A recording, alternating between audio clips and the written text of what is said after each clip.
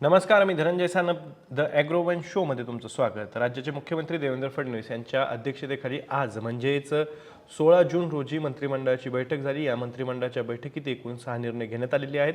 या निर्णयांमध्ये पाणीपुरवठा विभागाचा निर्णय आहे, नियोजन विभागाचा निर्णय आहे, त्यासोबतच इतर 4 विभागाशी संबंधित सुद्धा निर्णय या आजच्या मंत्रिमंडळ बैठकीत घेण्यात आलेले आहेत. मग हे निर्णय नेमके काय आहेत? त्यासोबतच शेतकरी कर्जमाफीच्या संदर्भात मागच्या काही दिवसांपासून विरोधी पक्षांकडून सुद्धा मोठ्या प्रमाणात आंदोलनंही केली जात आहेत. सरसकट कर्जमाफीची मागणी केली जाते. दुसरीकडे किसान सभेचे नेते अजित नवले यांच्या एका मंडळाला, शिष्टमंडळाला अलीकडेच कृषी मंत्री दत्तात्रय भरणे यांनी भेट दिलेली होती. त्यामध्ये शेतकरी कर्जमाफीमध्ये ज्या काही अटी लावण्यात आलेल्या आहेत त्या रद्द करण्याची मागणी करण्यात आलेली होती. मग या अनुषंगानं आजच्या मंत्रिमंडळ बैठकीत काही चर्चा झाली आहे का? आत्तापर्यंत काय अपडेट समोर आलेला आहे आणि मंत्रिमंडळ बैठकीत काय निर्णय घेण्यात आलेले आहेत याचीच माहिती आपण आजच्या द ॲग्रोवन शोमध्ये घेणार आहोत. त्यामुळे तुम्ही व्हिडिओ शेवटपर्यंत नक्की बघा. तर आज म्हणजेच 16 जून रोजी मंत्रिमंडळाची बैठक झाली. या मंत्रिमंडळाच्या बैठकीत राज्य सरकारनं 2 निर्णय हे महत्त्वाचे घेतलेले आहेत. यामध्ये पहिला निर्णय हा अर्थातच व्ही.बी.जी. रामजी अर्थात मनरेगा योजनेच्या अनुषंगाने घेतलेला आहे. या योजनेची अंमलबजावणी अधिक चांगल्या पद्धतीनं करण्यात यावी यासाठी राज्य सरकारनं 1977चा जो काही रोजगार हमी अधिनियम आहे त्यामध्ये सुधारणा करण्यास आज मंत्रिमंडळ बैठकीत मान्यता दिलेली आहे.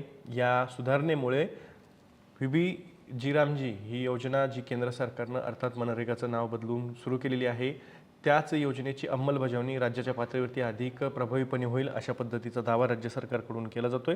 त्यासाठी नियमांमध्ये काही सुधारणासुद्धा करण्यात येणार आहेत आणि त्यासाठी आजच्या मंत्रिमंडळ बैठकीत मान्यता ही देण्यात आलेली आहे. दुसरा निर्णय अर्थात महाराष्ट्र ग्रामीण पेयजल धोरण 2026च्या संदर्भातला आहे. राज्य सरकारनं 2026चं ग्रामीण पेयजल धोरण हे जाहीर केलेलं आहे. यामध्ये ग्रामीण भागामध्ये स्वच्छ पाणी पुरवठा करण्यासाठी या धोरणाच्या अंतर्गत उपाययोजना ह्या केल्या जातील अशा पद्धतीचा दावासुद्धा राज्य सरकारकडून केला जातो आहे. त्यासोबतच इतरही निर्णय आहेत. आता हे निर्णय नेमके काय आहेत त्याबद्दल आपण बोलणारच आहोत. पण त्याआधी सगळ्यात महत्त्वाची गोष्ट म्हणजे सध्या राज्यभरात शेतकरी कर्जमाफीच्या संदर्भात आंदोलनं, मोर्चे हे शेतकऱ्यांचे सुरू आहेत, विरोधी पक्षांचे सुरू आहेत, शेतकरी नेत्यांचे सुरू आहेत.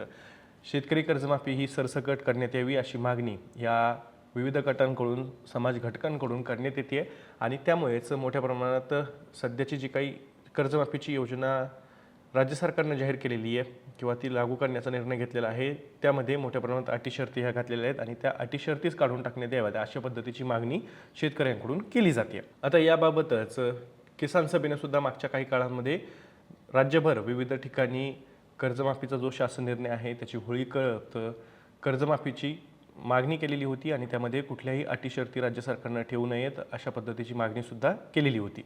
या पार्श्वभूमीवरती राज्याचे कृषी मंत्री दत्तात्रय भरणे यांनी किसान सभेच्या शिष्टमंडळाची भेट घेतली. त्यांच्यासोबत त्यांची जी काही मतं आहेत ती ऐकून घेतली आणि त्यांच्या मागण्या ज्या आहेत त्या पूर्ण करण्यासाठी मंत्रिमंडळाच्या बैठकीत किंवा पुढच्या काळात याबद्दल लवकरच निर्णय घेतला जाईल अशा पद्धतीची ग्वाही या शिष्टमंडळाला दिलेली होती. त्यानंतर विविध भागांमध्ये ज्या काही आंदोलनं सुरू होती त्या आंदोलनांमध्ये सुद्धा या पार्श्वभूमीवरती पुढच्या काळामध्ये सकारात्मक निर्णय घेतले जातील राज्य सरकारकडून अशी ग्वाही देण्यात आलेली होती. परंतु आजच्या मंत्रिमंडळ बैठकीत या संदर्भात नेमकी काही चर्चा झाली आहे का याबद्दलचं जे काही अपडेट आहे ते हा व्हिडिओ शूट करेपर्यंत तरी समोर आलेलं नाही आणि त्यामुळे नेमकं कर्जमाफीच्या बाबत आजच्या मंत्रिमंडळ बैठकीत काही चर्चा झाली आहे का? कारण की राज्य सरकारनं मोठ्या प्रमाणात 2026च्या कर्जमाफीसाठी ह्या अटी शर्ती घातलेल्या आहेत आणि त्यातनं बहुतांश शेतकरी हे कर्जमाफीपासून वंचित राहतील अशा पद्धतीचा आक्षेप विरोधी पक्ष आणि शेतकरी संघटना आणि नेते यांच्याकडून घेतला जातोय.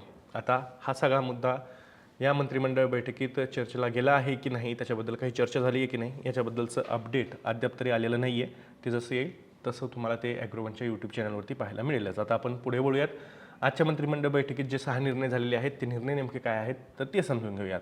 तर पहिला निर्णय अर्थातच हा वैद्यकीय शिक्षण आणि औषधी द्रव्य विभागाचा आहे. वैद्यकीय उपचारांमध्ये अचूकता यावी यासाठी निदान प्रणालीतील महत्त्वाचा असा प्रकल्प नागपूर येथे राबवण्यात येणार आहे. त्यासाठी हाय एनर्जी मेडिकल सायक्लोट्रॉन प्रकल्प उभारण्यास मान्यता देण्यात आलेली आहे. मध्य भारतातील एकमेव महत्त्वाकांक्षी प्रकल्प असून गरजू नागरिकांना त्यामुळे मोठा दिलासा मिळेल अशा पद्धतीचा दावा राज्य सरकारने केलेला आहे. विविध आजारांचं निदानसुद्धा या प्रकल्पाच्या माध्यमातून केलं जाईल आणि त्यासाठी मोठा फायदासुद्धा नागरिकांना मिळेल, असंही वैद्यकीय शिक्षण आणि औषधी द्रव्य विभागाचं म्हणणं आहे. त्यानंतर दुसरा निर्णय आहे महाराष्ट्र ग्रामीण पेयजल धोरण 2026 जाहीर करण्यात आलेलं आहे. राज्यातील ग्रामीण भागातील पिण्याच्या पाण्याच्या टंचाईवर प्रभावी आणि कायमस्वरूपी उपाययोजनांवरती भर देण्यात येणार आहे. ग्रामीण पेयजल योजनांचा शाश्वत विकास होणार आहे. विविध योजनांचे एकत्रीकरण करून धोरण राबवण्यात येणार आहे. स्वच्छ, निर्जंतुक व दर्जेदार पाणी पुरवठा व्हावा यासाठी नियोजन आणि योजना चांगल्या रीतीने राबवण्यासाठी दीर्घकालीन नियोजन होणार असल्याचा दावाही पाणी पुरवठा व स्वच्छता विभागाने केलेला आहे. त्यानंतर महाराष्ट्र स्वयंचलित प्रणाली धोरण 2026 जाहीर करण्यात आलेलं आहे. हवाई, सागरी तसंच जमिनीवरील कृषी व अन्य ठिकाणच्या विविध कामांसाठी या स्वयंचलित प्रणालीतील उपकरणांची निर्मिती करण्यासाठीचं धोरण राज्य सरकारनं जाहीर केलेलं आहे. जोखमीच्या आणि अवघड परिस्थितीतील कामांसाठी वापरता येणाऱ्या ड्रोनसह विविध रोबोट्सची निर्मिती, या क्षेत्रातील संशोधन आणि विकास, मनुष्यबळ प्रशिक्षण आदी उपक्रमांना प्रोत्साहन मिळणार असल्याचा दावा इलेक्ट्रॉनिक्स, माहिती तंत्रज्ञान व कृत्रिम बुद्धिमत्ता विभागाने केलेला आहे. त्यानंतर राज्यात भारत नेट कार्यक्रम राबवण्यासाठी सुधारित पद्धतीस मंजुरी देण्यात आलेली आहे. हा कार्यक्रम राबवण्यासाठी महानेट डिजिटल इन्फ्रास्ट्रक्चर लिमिटेड या नावानं विशेष हेतुवहन यंत्रणा स्थापन करण्यात येईल, अशा पद्धतीचा निर्णयही आजच्या मंत्रिमंडळ बैठकीत इलेक्ट्रॉनिक्स, माहिती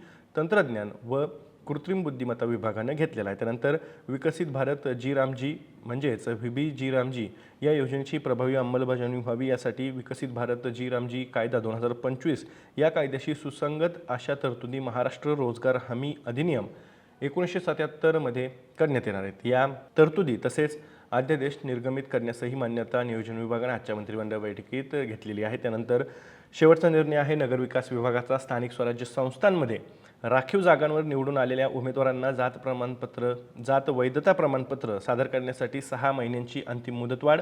त्यासाठी मुंबई महापालिका अधिनियम, महाराष्ट्र नगरपालिका अधिनियम आणि महाराष्ट्र नगर परिषदा, नगरपंचायती व औद्योगिक नगरी अधिनियमात सुधारणा करण्यास मंत्रिमंडळाची मंजुरी आजच्या मंत्रिमंडळ बैठकीत देण्यात आलेली आहे. या पद्धतीचे 6 निर्णय हे आजच्या मंत्रिमंडळ बैठकीत घेण्यात आलेले आहेत. परंतु शेतकरी कर्जमाफीच्या संदर्भात आजच्या मंत्रिमंडळ बैठकीत काही चर्चा झाली का? कारण की मोठ्या प्रमाणात शेतकऱ्यांमध्ये या कर्जमाफीवरून नाराजी आहे. कारण की राज्य सरकारनं यामध्ये नियम आणि अटी मोठ्या प्रमाणात घातलेल्या आहेत आणि त्यातनं कर्जमाफीसाठी पात्र असलेले शेतकरीसुद्धा वंचित राहत आहेत आणि एकूणच त्यामुळे शेतकऱ्यांमध्ये मोठ्या प्रमाणात नाराजीही पाहायला मिळते. आता या पार्श्वभूमीवरती काही चर्चा आजच्या मंत्रिमंडळ बैठकीत झाली आहे का, त्याबद्दलचं अधिकृत अपडेट हा व्हिडिओ शूट होईपर्यंत आलेला नाही आहे. परंतु जसं ते अपडेट येईल तेही तुमच्यापर्यंत नक्कीच घेऊन येऊ. मी या माहितीसोबत तुर्तास इथेच थांबतोय. तुम्हाला याबद्दल काय वाटतं, या 6 निर्णयांबद्दल कमेंटमध्ये सांगा. मी दररोज संध्याकाळी 6 वाजता ॲग्रोवनच्या यूट्यूब चॅनलवर शेती आणि शेतकऱ्यांच्या हिताचे मुद्दे घेऊन येत असतो. त्यामुळे तुम्ही अजूनही ॲग्रोवनच्या यूट्यूब चॅनलला सबस्क्राईब केलं नसेल तर लगेच सबस्क्राईब करा. व्हिडिओ जास्तीत जास्त शेतकऱ्यांपर्यंत पाठवण्यासाठी व्हिडिओला लाईक आणि शेअर नक्की करा. आपण पुन्हा भेटू. तुम्ही तुमची आणि तुमच्या जवळच्या माणसांची काळजी घ्या.